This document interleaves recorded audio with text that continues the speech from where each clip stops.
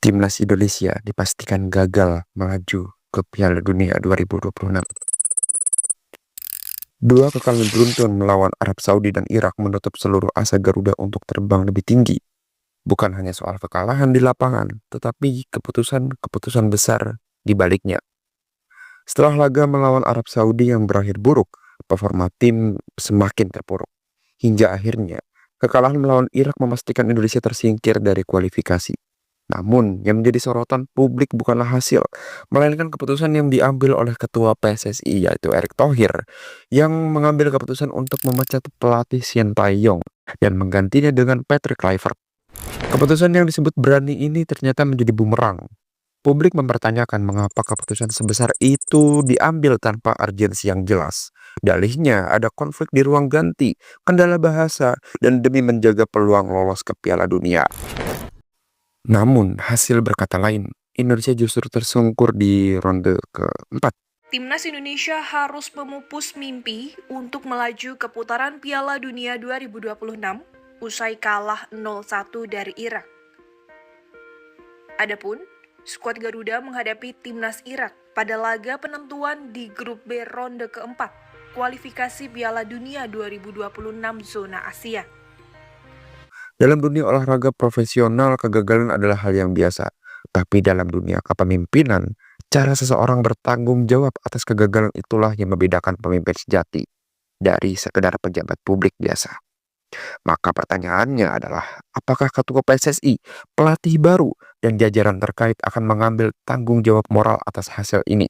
Atau seperti biasa, publik hanya akan mendengar kalimat klasik, yaitu kami sudah bekerja keras.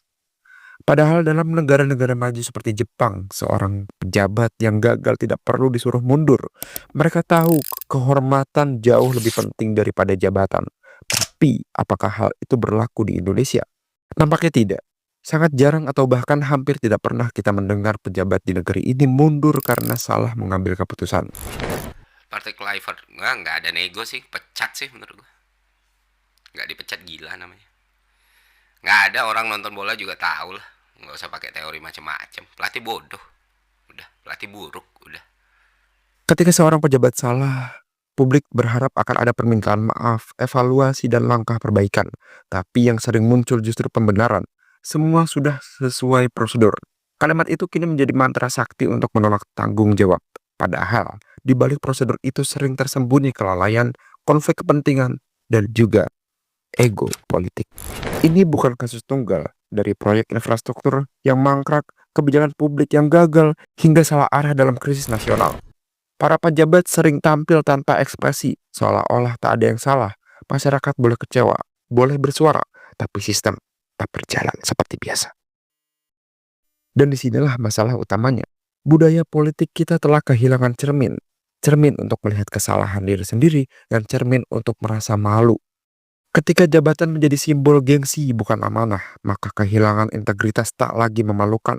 Yang memalukan hanyalah kehilangan jabatan. Maka, selama mereka punya jaringan, kesalahan bukanlah masalah. Hanya perlu waktu, publik akan lupa. Dan di negara dengan sistem politik yang sehat, kesalahan berarti konsekuensi. Seorang menteri bisa mundur, seorang kepala daerah bisa meminta maaf, bahkan presiden pun bisa dimintai pertanggungjawaban. Tapi di Indonesia, tanggung jawab seringkali hanyalah formalitas saja. Kita sudah sering melihat bagaimana proyek gagal tapi disebut prestasi, program salah sasaran tapi diklaim sukses, kasus korupsi terbongkar tapi atasan tetap diam saja. Sistem pengawasan lemah, hukum bisa ditawar, dan politik balas budi menjadikan tanggung jawab sekedar slogan biasa. Akhirnya, yang tersisa hanyalah politik pencitraan. Sebuah realitas di mana kesalahan bisa dihapus lewat konferensi pers dan framing media, atau bahkan buzzer